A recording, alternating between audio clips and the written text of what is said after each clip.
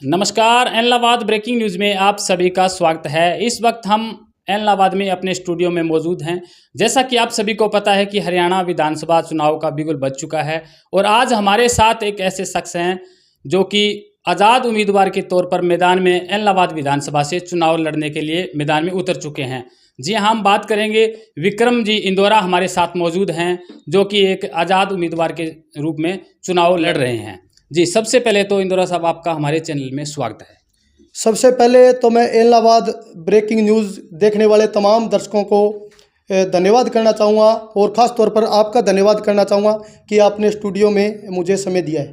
जी इंदौरा जी, सबसे पहले हमारे दर्शकों को एलनाबाद के तमाम जो मतदाता हैं उनको आपका परिचय कराएं।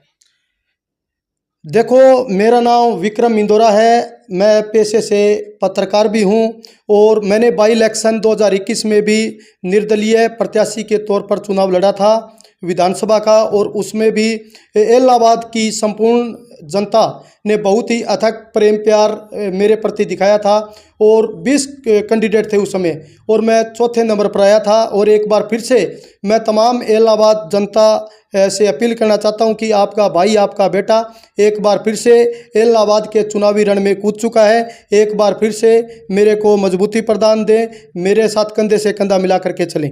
जी इंदौरा जी, ऐसी क्या मुसीबत आन पड़ी कि आपको राजनीति में कदम उठाना पड़ा? जी देखो, आपने सही सवाल किया। आपको पता है, राजनीति में आने के बाद अगर यहाँ से मैं प्रतिनिधि बनता हूँ तो यहाँ की जो समस्याएं मैंने बारीकी से देखी है, लोगों के बीच जाकर के लोगों के सामने ये मैंने पूछा है भी आपकी क्या समस्या है, क्या नहीं। मैं मानता हूँ कि राजनीति में आकर के वो सब जो है मैं ज़मीनी स्तर पर उतार सकता हूँ, वो काम है वो कर सकता हूँ, क्योंकि राजनीति वह माध्यम है जिससे हर ताला खोला जा सकता है। इसके अलावा हमारे पास कोई ऑप्शन नहीं है। इसलिए मैं तमाम युवाओं से भी ये अपील करना चाहता हूँ कि आप सक्रिय राजनीति में भाग लें, क्योंकि आज के दौर में युवाओं का बड़ा महत्व समझा जाता है। इसलिए युवाओं का राजनीति में आना बहुत ही ज़रूरी है।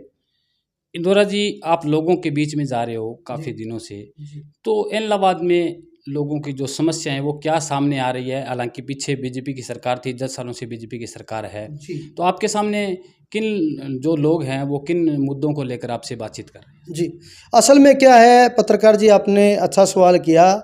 यहाँ पर जो राजनेता जितने भी चुनाव लड़ने आते हैं वो धनाढ्य और पूंजीपति लोग हैं। उनका मुद्दों से और काम से कोई सरोकार रहा नहीं है, क्योंकि यहाँ की भोली भाली जनता है वो चुनाव के समय में बरसाती मेंढकों की तरह आते हैं और भोली भाली जनता को गुमराह करके चले जाते हैं। अगर मुद्दों की बात करें, यहाँ पर एलनाबाद हल्के के अंदर कम से कम 78 गाँव है, 17 वार्ड है। यहाँ पर कॉलेज नहीं है, यहाँ पर कोई ऐसी युवाओं के हित की बात करें, कोई एकेडमी नहीं है। मैं चाहता हूं कि यहाँ पर कॉलेज बने। जो मेरी बहनें दूर दराज शहरों में जो पढ़ने के लिए जाती है उन्हें कितनी मुसीबतों का सामना करना पड़ता है। मैं चाहता हूं कि यहाँ का अगर मैं प्रतिनिधि बनता हूं तो मेरी पहली कलम से यहाँ पर कॉलेज आएगा। इसके साथ साथ जो युवा साथी जीडी की तैयारी करते हैं, चाहे पुलिस की बात करें, आर्मी की बात करें, तो मैं चाहता हूं यहाँ पर उनके लिए स्पेशल एकेडमी की स्थापना हो, उन बच्चों को दूर दराज शहरों में न जाना पड़े। इसके साथ साथ मैं बताना चाहूँगा, छोटे छोटे मुद्दे हैं। अब देखो, ये जो एरिया है अपना एलनाबाद एरिया है, ये खेती बाड़ी से जुड़ा हुआ एरिया है। अब यहाँ पर किसान की बात कौन करेगा, मजदूर की बात कौन करेगा? किसान और मजदूर की बात वही कर सकता है जो उनके बीच में रहकर जिसने संघर्ष किया हो। और मैं ये दावे के साथ कह सकता हूँ, किसान मजदूरों की तमाम वो आवाज़ मैंने उठाई है। चाहे आप ये देख लीजिए, अभी मैं कई गाँव में होकर के आया हूँ, गुलाबी सुंडी का प्रकोप है, नकली बीज किसानों को मुहैया करवाया जा रहा है। अब आप एक बात बताएं भी, अगर देश में किसान समृद्ध नहीं होगा, किसान खुशहाल नहीं होगा, तो देश तरक्की कैसे करेगा? आपको पता है कि देश की तरक्की का जो रास्ता है वो खेत खलियान से होकर के गुजरता है। इसके साथ साथ मैं चाहता हूं कि अगर यहाँ से एलनाबाद की जनता मुझे प्रतिनिधि बना करके भेजती है, स्पेशल उन्हें बढ़िया क्वालिटी का बीज मुहैया करवाया जाएगा। उनको ये जो बीमा क्लेम है, अभी मैं देख रहा हूँ कॉटन 2023 का बीमा क्लेम अभी तक नहीं आया, कुछ एक गांव में आया है, वो भी लिपापोती की गई है।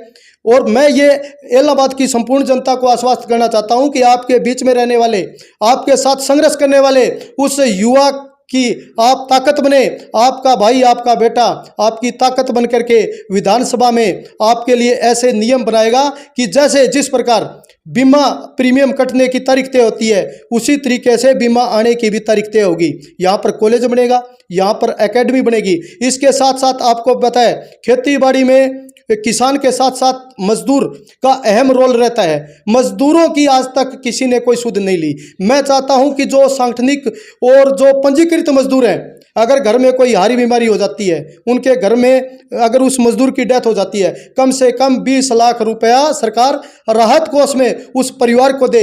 अगर उस मजदूर के घर में कोई हारी बीमारी हो जाती है, कोई तकलीफ हो जाती है, तो कम से कम 5 लाख रुपया उन्हें सरकार राहत कोष में दे। इसके साथ साथ मैं बताना चाहूँगा, इस देश के अंदर, इस प्रदेश के अंदर कम से कम 15,000 से ज़्यादा सफाई कर्मी हैं, गलियां साफ करते हैं। क्या उनकी आवाज़ किसी ने उठाई? अगर देश की सुरक्षा की बात करें, सेवा सुरक्षा की बात करें, सफाई की बात करें, गांव के जो सफाई कर्मी है उनका विशेष योगदान रहता है, लेकिन उनकी आवाज़ किसी ने नहीं उठाई। उनकी आवाज़ विक्रम इंदौरा बनेगा।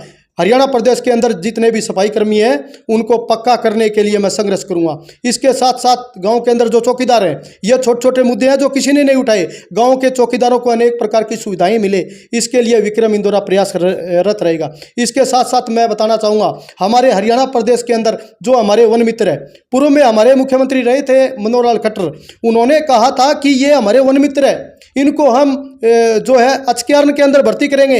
लेकिन बड़ी दुर्भाग्य की बात है, मुख्यमंत्री साहब आश्वासन तो दे गए, लेकिन आज हमारे वन मित्र को दर दर की ठोकर खानी पड़ रही है। उन्हें किसी प्रकार का आश्वासन तो मिलता है, लेकिन उन्हें पक्का नहीं किया जा रहा। इसके साथ साथ मैं बताना चाहूँगा, एनएचएम के कर्मचारी आपने देखा, टंकी पर उनको बैठना पड़ा, बहुत बड़े आंदोलन करने पड़े। कम से कम 15-20 साल से वो कच्चे कर्मचारी अपनी सेवा दे रहे हैं। उनको पक्का करना चाहिए था, लेकिन बार बार उनको आश्वासन दिया जा रहा है। विक्रम इंदौरा उनकी ताकत बनेगा। ये छोटे छोटे ऐसे मुद्दे हैं जो बहुत बड़ी ताकत बनेगा। पत्रकार साहब, मैं आपको बताना चाहूँगा, इलाहाबाद हल्के के अंदर कम से कम 90,000 गरीब जनता के वोट हैं, और उन गरीबों के पास मैं निरंतर जाकर उनकी किस प्रकार उनकी आवाज़ बुलंद की जाए, मैं लगातार उनके बीच में रहता हूं। और मेरे को उन 90,000 मेरे गरीब समाज पर पूरा भरोसा है कि वो अपने भाई की ताकत बन करके इस बार इन धनाढ़ पूंजीपतियों को सबक सिखाने का काम करेगा। हाँ जी इंदौरा जी, जनता आप पे कैसे विश्वास करे कि जो आपने काम गिनाए हैं जी, उनको लेकर आप इतने मतलब कॉन्फिडेंस हो, कैसे जी। विश्वास करें? क्योंकि हर चुनाव में नेता आते हैं, वोटों की अपील करते हैं, जीतते हैं, बाद में कोई दिखाई नहीं देता। तो आप पे कैसे विश्वास करें? आप एक आज़ाद उम्मीदवार के तौर पे चुनाव लड़ रहे हैं। जी, भरोसा इस प्रकार करेगी क्योंकि मैंने बाई इलेक्शन 2021 के अंदर मेरे शुभचिंतक हैं, मेरे भाई हैं, मेरे अपने लोग हैं, इलाहाबाद की जनता को मैंने उनको दिखाया था कि किस प्रकार आपके भाई ने आपके लिए संघर्ष किया। यहाँ पर जितना मैंने जो एजेंडा रखा था 2021 के अंदर, जिसमें मेरा पहला एजेंडा था हर गांव के अंदर लाइब्रेरी बने। आज आप देख रहे हो इलाहाबाद हल्के के हर गांव में डिजिटल लाइब्रेरी बन रही है। विक्रम इंदौरा ने जोर शोर से बाई इलेक्शन 2021 के अंदर उस मुद्दे को उठाया था और सरकार को मजबूर किया था। चुनाव के तुरंत बाद आचार संहिता खत्म हुई, उसके बाद नोटिफिकेशन जारी हुआ कि हरियाणा प्रदेश के हर गांव के अंदर लाइब्रेरी बनेगी। मैंने लोगों का दिल जीता है, विश्वास जीता है, लोगों को यह भरोसा है भी हमारे बीच में रहने वाला कोई हमारा जनप्रतिनिधि बनेगा तो निश्चित तौर पर इलाहाबाद हल्के का संपूर्ण विकास होगा। इंदौरा जी, आप चुनाव लड़ रहे हो, आज़ाद उम्मीदवार, आपके सामने भाजपा का उम्मीदवार होगा, इनेलो का उम्मीदवार होगा, कांग्रेस का उम्मीदवार होगा, अन्य और भी पार्टी है, तो आप किससे मुकाबला मानते हो और कैसे पार पाओगे इन पार्टियों के सामने? पत्रकार साहब, मेरा मुकाबला ये जनता तय करेगी।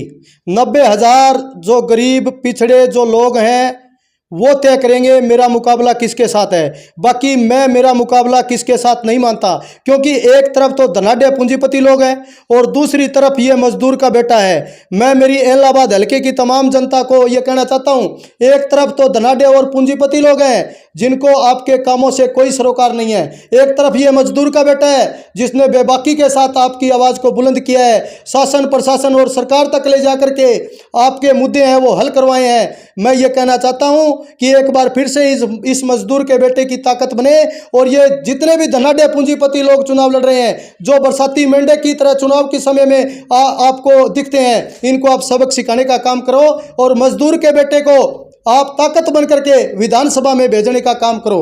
यही मैं अपील करता हूं तमाम जनता से। चलो ठीक है सर, आपने टाइम दिया, आप हमारे स्टूडियो में पहुंचे, आपका बहुत बहुत धन्यवाद। तो ये थे हमारे साथ विक्रम इंदौरा, जो कि आज़ाद उम्मीदवार के तौर पर यहाँ से चुनाव मैदान में उतर चुके हैं। ये वीडियो आपको कैसे लगी, एल नावाज ब्रेकिंग न्यूज़ पर आप कमेंट करके और कमेंट बॉक्स में ज़रूर हमें बताएं। और ये वीडियो कैसे लगी लाइक करें और साथ के साथ शेयर ज़रूर करें। धन्यवाद।